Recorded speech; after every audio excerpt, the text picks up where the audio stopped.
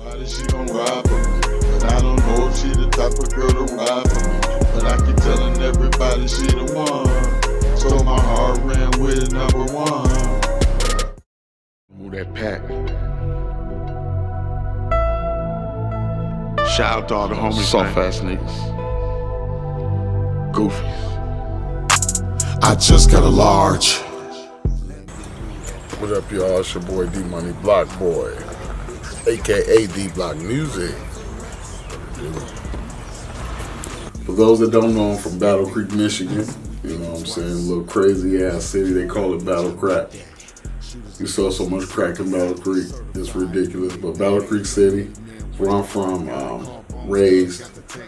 A lot of hit and misses. Like I said, people get Battle Creek misconstrued because it's a little city, but we move like a fast city, so it's crazy. So there's a lot going on. Specifically, the north side of Battle Creek, the hood area, Washington Heights area, is where we grew up in. Me, my brother and sister, and mom and dad. You know, it was tough, but we made it through. We got through it. You know, some people may have it worse. We may have had it worse than some people, but we made it through. Let's get a little bit deeper into your background as far as the street game and how you went from the streets and then evolved into the music. All right. Well, first, you know, growing up, my uncles, they have big affiliations like with the BGDs and Larry Hoover and Minnie Mac and all of them out of Chicago. And they was like head honchos in the hood, you know what I'm saying? When it came to that kind of thing, they kind of blessed us. So from the time I was birthed, growing up, basically that's what they, you know, they've been stacking it on me ever since from day one, you know. And then as I got older, you know, we kind of fell a little bit more into the streets, like about 11 years old, 12 years old, you know, and we decided we formed our own little GD. Jumped ourselves, everybody jumped everybody in when we was young, and kind of grew up that way, and eventually that's where it was. It was just that mostly everybody was GD and my family was Crip. So at the end of the day, you know, that's where the blue background come from. Everybody was like, you so blue, I'm so blue. So how did the evolvement or the transition, how did that take place into music? It kind of started with like, well, you know, the streets and the music kind of go hand in hand. Mm-hmm. You know, it started with, we was actually like singing, rapping, you know, back then. And we had that kind of talent. We always would do it at home. You know, when we had the time, when we wasn't running in the streets, that's what we was doing. We was, you know, practicing and writing and stuff like that. And people started to like what we did. You know, and then that's when the music kind of like started to take action. All right, so let's get a little bit deeper into the street aspect. Mm-hmm. Like if any incidents or any scenarios that you wanted to touch on to give the people a little bit more background. When it comes to the streets, yeah, like that helped, I would say, build your character. Things that you went through that helped bring out what was in you because you had to use that to make it through the situation. Right. I think what happened is through the situations I was going through, it was good to tell that story. Right. You know, so that's where music kind of came about too. And, you know, it started transitioning into the music, you know, more so, you know, versus, but at the same time, you know, we were still in the streets. So it kind of like we would do shows, and after the shows, we fighting niggas. Mm-hmm. Niggas shooting, you know what I mean? All that, so it was like, and then the rap battle things, we really wasn't into the rap battle thing. Then you said something about me, it was on the partner. Mm-hmm. You know, and that's just how they was too. That's how the creek get down. You know, ain't nobody, no rap beef. And you rapping about somebody, okay, we about to see you on the streets, and this is what about to happen. Yeah. You know what I mean? About to take this is real gangster shit. You know what I mean? Yeah. So, but at the end of the day, you know, that was, the streets helped. You know, it helped mold me today. You know what I'm saying? Mold me who I am today. I went through a lot of, you know, got into some shootouts and Niggas tried to kill me, you know, before, you know, I had to, just bad situations, you know, but it helped me, you know, later on in my life, you know, helped me, you know, get over situations, you know, but at the same time, you know, niggas know what it is. Yeah. You know? So is it safe to say that some of the things that you went through in the streets, it's safe to say that at some point in your life you evolved mentally, so you was like, maybe this ain't quite the life that I want to completely, path I want to go down. So would you say that also helped you to transition into the music as well? And not just the music, but the music business. The money. Yeah. The money did. You know what I'm saying? It was really the money. The money, once we figured out a way how to make money off of it, then it was like, well, shit. That's the interest, right? Right. Let's get this and get it. I mean, to this day, you know, I'm still living off some of that old money that I had back then, you know, helped me buy the house and the duplex I got today. Yeah, you know what I'm saying? Going into real estate and all that. Yeah. You know, so, you know, like I said, I don't need to rap. You know, rap needs me, though. Right, exactly. You know what I'm saying? It's one of them kind of situations where we have this love-hate relationship. Where, I don't need you. Oh, yes, you do. Right. You need me. Right. Shit, y'all ain't, you know, this is a whole different situation than the young niggas and the niggas before me. Yeah. You know, see, we was that generation where it was like right after Pac. Yeah.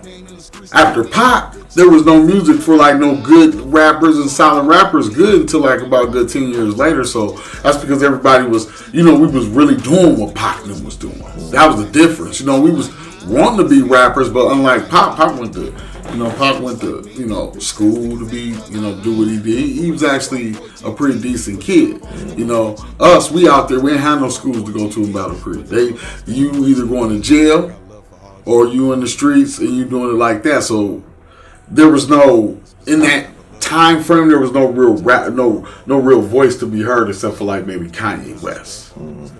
That would be like Meyer. You know what I mean? Like it would, Kanye West, maybe 50 Cent. You know, that's about it though. You know, but other than that, yeah. So what you say, you came in on the music more so on the artistry part first, or more on the business, or a little bit of both? I think a little bit of both. A little bit of both, okay. Because we was like throwing parties and shit, and then we would bring down like E40. Okay. Or something, you know what I mean? Or we would, and so shit like that was making us kind of bounce higher too. It was like giving us a little bit of clout. Niggas like, damn, y'all bringing E40 to Kalamazoo? Y'all bringing Bone Crusher to Battle Creek? What the hell going on? Y'all bringing Do or Die to Battle Creek? This was some unheard of shit. You know what I'm saying? So we was kind of bossing up on that. You know, and that kind of, the money part of it, you know, we paying for E40, he coming down, we making money on the door, killing the game. Yeah, so that inspired you to continue to learn more about it and make more money. Yeah. And the fact that when I was a kid, my mom always said I loved to be like do the Michael Jackson and stuff, and I always was into like music anyway. Okay. So it was always a passion of mine. It was always there, you know. Yeah. But then once the money started to come in, you know, that changed the game. Yeah. It's like, whoa. Yeah. You know, you can make a few $1,000s in one night. You know, and back then that was, you know, the shit. You know what I'm saying? A few $1,000s each on one night, and you throwing them three times a month. We killing the game. You know, niggas start hating, start trying to break in our houses and shit like that. You know, finding out when we was going to do the next show, and then that's how we kind of transitioned into. Now we on the road with Bone Crusher, with Bone Thugs and Harmony, with, you know, with all these artists. So it kind of transitioned. Yin Yang Twins, Trina, Juvenile, it all kind of transitioned to that. And it kind of, and I guess that's where God wanted us to go with. Okay, that's dope. That's a good way to actually get into the industry.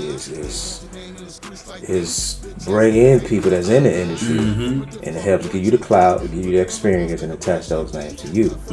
So when the people hear your name, they associate you with these other people too. So for sure, that's dope.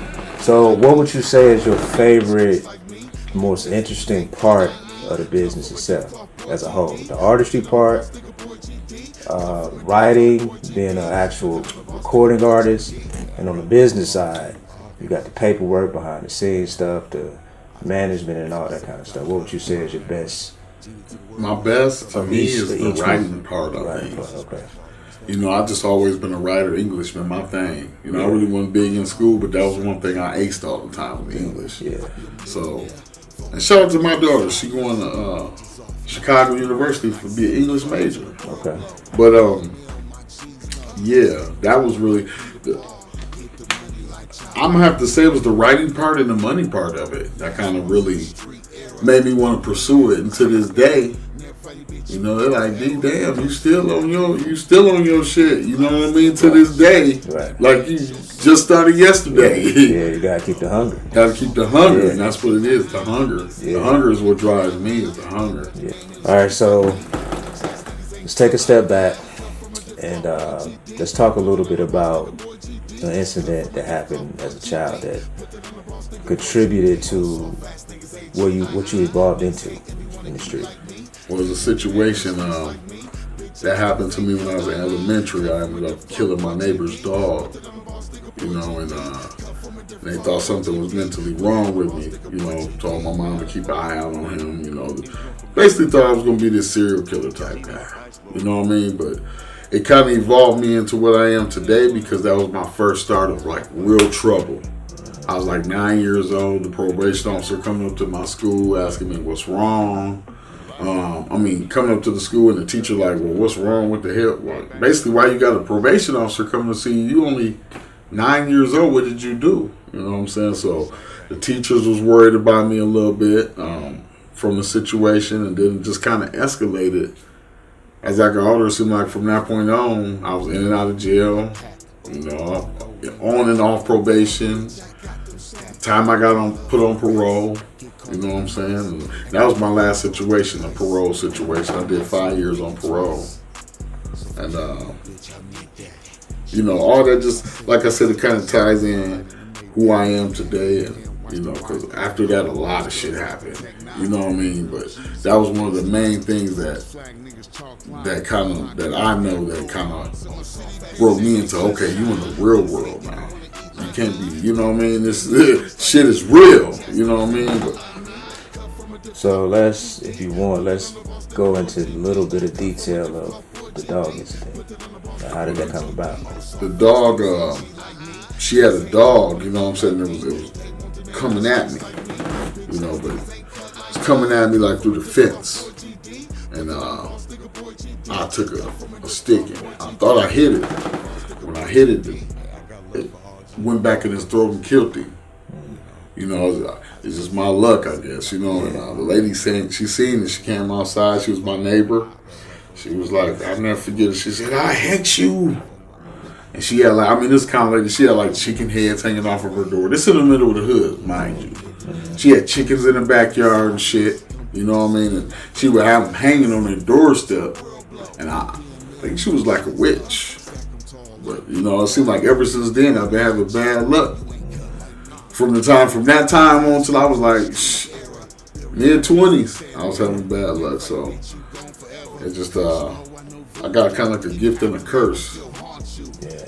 You know. So what you said that helped prime you as far as feeling emotions and sympathy for things that you would do. Right. Yeah. Okay. Yes. Yeah, because to really be in the street deep, you gotta have that sense of. You do. Almost no feelings, but just cold or know how to suppress and bury it. Mm-hmm. Yeah. And that's what the feelings were starting to become. They were starting to become cold.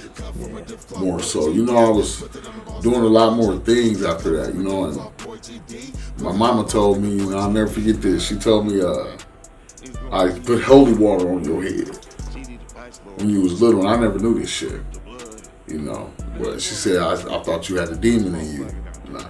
And I mean, you know, a lot of shit like that is probably what, you know, who I am today. And like, what took me through the troubles I went through, you know what I'm saying, with stuff like that. Maybe it helped me. Maybe the holy water on the head helped me. I mean, I never knew she did that. She just confided this to me not too long ago. You know, along with a lot of other stuff, but that's for another interview. Yeah, Old Dirty Bastard sons. Shout out to old DB, rest in peace. But his son be on some bullshit. That nigga, I did a collaboration with him, and I thought everything was cool and shit. Then until I slid down to New York to do shoot the video with the nigga, and he did some of the video in Times Square with me. You know, I thought he was cool. Everything was cool. You know, everything was good. You know, he was like, I'll meet you back over in Brooklyn in front of my dad's mural. We do the rest of the video in front of my dad's mural. I'm like, cool. I get back to Brooklyn, you know what I'm saying? And I call him, and he's like, I'm in Connecticut. I'm like, damn, nigga, what you doing in Connecticut? We supposed to finish shooting the video. We still had that little, the video part to shoot, the rest of the video. Oh, man, I had something to do. Basically, he took that little bit of money and ran.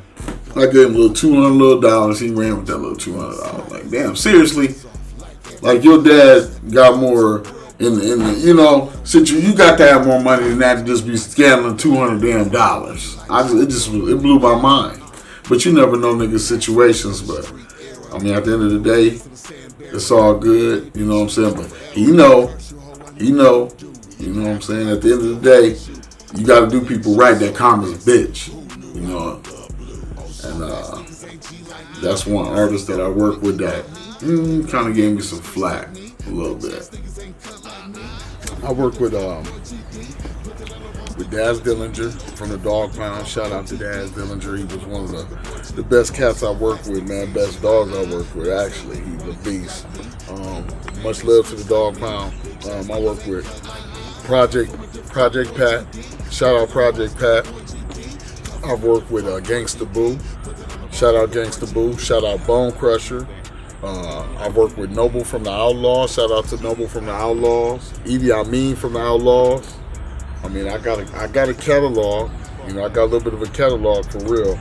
I don't work with who else? Some more people. If I forgot to name you, you know what I'm saying? You still my nigga. Shout out, much love. But that's what pretty much. Yeah, so what state is the company at right now? What are you transitioning into? What are you building? As of right now, I've already got to the level where I've done built myself, built the brand up. Now I'm transitioning into management. Me as an artist, focusing more on that too, on my artistry part versus just the writing part.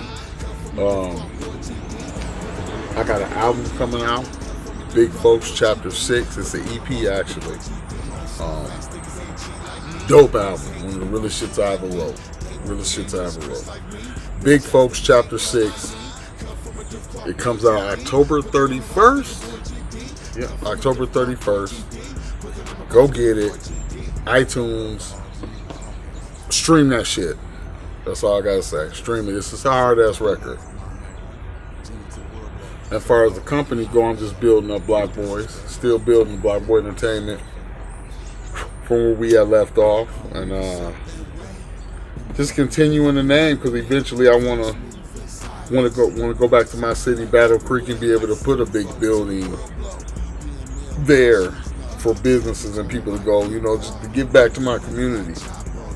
And at the same time, you know, my second home is Columbus, so I like to do the same thing with Columbus. You know what I'm saying? Shout out Columbus, Ohio. Shout out to my Creek niggas. Like me, bitch ass niggas ain't cut like me.